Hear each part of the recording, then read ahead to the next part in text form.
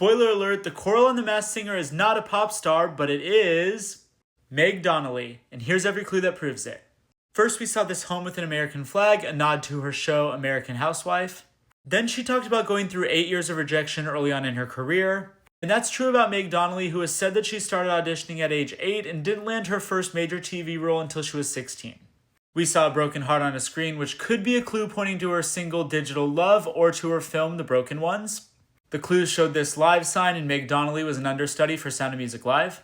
We saw a spider, and she voiced a character in the Spider-Man animated series. Coral talked about forcing a leading man to be her friend and then falling in love with him. And she is now dating her co-star from the Winchesters, Drake Roger. We saw this comic book, and Meg has voiced Supergirl. And a werewolf, which points to her series Zombies. She claimed that she's sung and danced on the silver screen, which is definitely true for Meg. We saw apples and heard mention of growing up on the East Coast, and Meg is from New York. But then she talked about moving from the Atlantic to the Pacific, and Meg now lives in LA.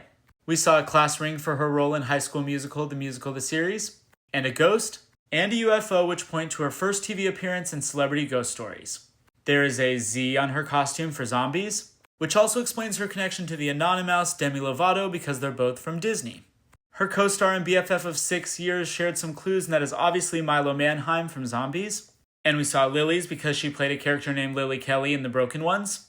There was musical on a clapperboard for High School Musical, the series again. Then she talked about being one of the youngest to make it this far, which is true of Meg because she's only 24. And finally, we learned that she had a connection to Rita because their franchises are going to make beautiful music together this year. And the Descendants, Zombies, Worlds Collide tour is happening in 2025.